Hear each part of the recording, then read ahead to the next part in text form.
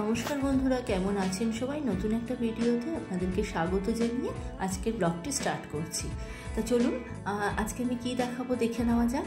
আজকে দেখাবো হচ্ছে একটা হেয়ার ট্রিটমেন্ট, যেটা হচ্ছে স্ট্রেটনিং হেয়ারে খুব হেয়ার কালার বা ওভার প্রসেসিং হওয়ার ফলে হেয়ারটা খুব ড্যামেজ হয়ে গেছে। সেই ড্যামেজ হেয়ারটা কীভাবে রিপেয়ার করব এবং যে 80% যেটা নষ্ট হয়ে গেছে স্ট্রেটনিং বা স্মুথনিং হেয়ারে, সেই হেয়ার ট্রিটমেন্ট করলে কতটা স্মুথ হয় সেটা আমরা দেখে নেব। চলুন তাহলে শুরু করে দিই। প্রথমে হেয়ারটাকে ওয়াশ করে নিয়েছিলাম, সেটা একটু স্কিপ হয়ে গেছে। তারপরে কি হলো, তারপরে আমি পিলোপ্লেক্স জলের মধ্যে মানে 3:1 এরকম রেশিওতে জলের মধ্যে ওইটাকে মিলিয়ে নিয়ে স্প্রে বটলে নিয়ে জাস্ট আমরা যখন স্ট্রেটনিং স্মুথনিং করি যেই রকম পরিমাণ আমরা হেয়ারটা নিই তার থেকে থিকনেসে একটু বেশি হেয়ার নিয়ে প্রথমে স্প্রে করে আগে মাল্টিপ্লাই করে পুরো হেয়ারটার মধ্যে ভালো করে লাগিয়ে দেওয়া হলো।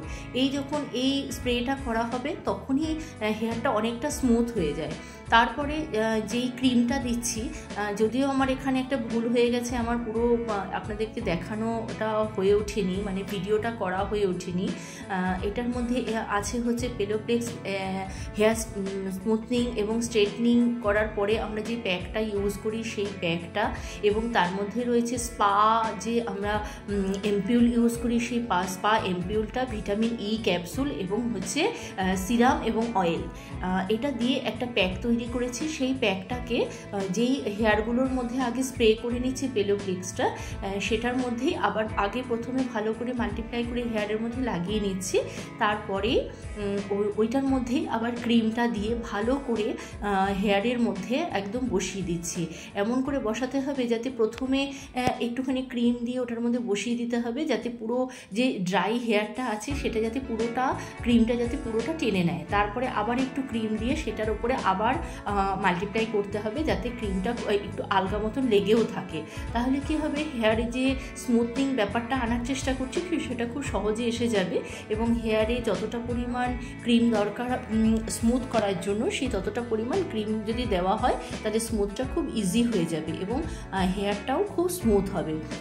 তা এখানে আমি একটু ফাস্ট করে দেখিয়েছি, কারণ হচ্ছে আমি যদি এই ভিডিওটা পুরোটা যেমন করে করা হয়েছে সেরকম যদি পুরোটা দেখাই তাহলে আপনারা একটু বোর হয়ে যাবেন, তাই জন্য একটু ফাস্ট করে দিয়েছি। ফাস্ট করে ভিডিওটা আমি অনেক ছোট করার চেষ্টা করেছি, কারণ এতটা হয়তো অনেকেরই ধৈর্য থাকবে না, তাই জন্য আমি একটু ফাস্ট করে দিয়েছি। যখন হেয়ারের কোনো ট্রিটমেন্ট করবেন, আপনাদের জন্য বলছি, আপনারা যখন হেয়ারে ট্রিটমেন্ট করবেন তখন হেয়ারটা কি হয়, দুটো কারণে এটা খুব আস্তে আস্তে করতে হয়। কারণ হচ্ছে হেয়ার এখন প্রত্যেকেরই প্রবলেম হচ্ছে হেয়ার ফলে, সেখানে যদি ক্রিম লাগানো হয় আর তার আগে ওয়াটারের মধ্যে যেই আমরা লোশনটা লাগিয়ে নিয়েছি দিয়ে যে স্প্রেটা করা হয়েছে করে নিয়ে যখন করা হচ্ছে তখন হেয়ারের গোড়াটা অনেকটা মানে কি বলবো নরম হয়ে থাকছে। যদি বেশি জোরে টানা হয় তাহলে হেয়ারটা অনেকটা ঝরে যাওয়ার সম্ভাবনা থাকবে, উঠে আসার সম্ভাবনা থাকবে। তাই ওটাকে ক্রিমটা দিয়ে খুব ভালোভাবে হালকা হাতে মাসাজ করতে হবে। মাসাজের স্টেপগুলো তো আপনারা সবাই জানেন কম বেশি, আর যদি না জেনে থাকেন তাহলে আগে আমার ভিডিও আপলোড আছে হেয়ার স্পা হেয়ার ট্রিটমেন্টের, সেগুলোতে যেরকম মাসাজ দিয়েছি সেটা একটু দেখে নেবেন। তা সেরকম পরপর স্টেপ দিয়ে এই হেয়ারটার মধ্যে পুরোটা যে ক্রিমটা ছিল সেটাকে পুরো ভালো করে বসিয়ে দিতে হবে।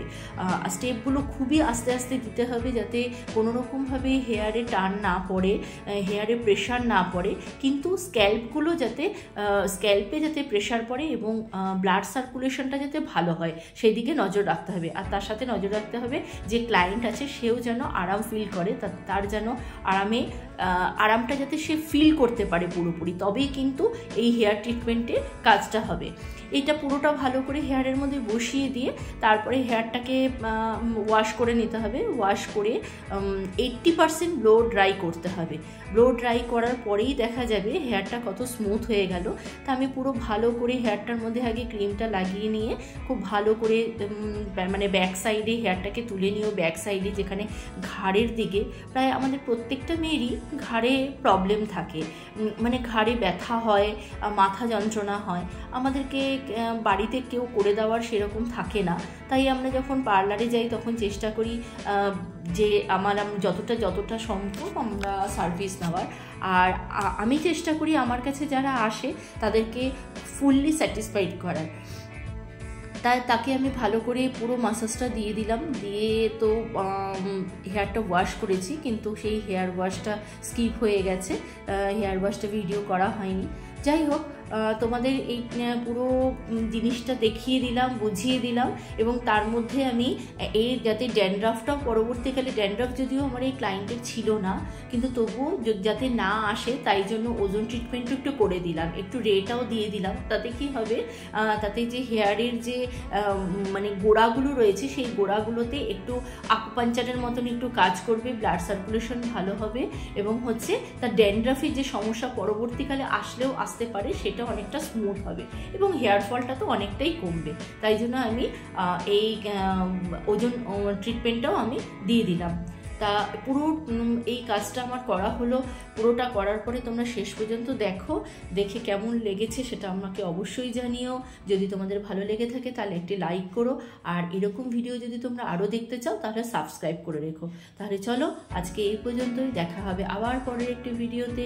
সবাই ভালো থেকো, সুস্থ থেকো, সাবধানে থেকো, টাটা, বাই।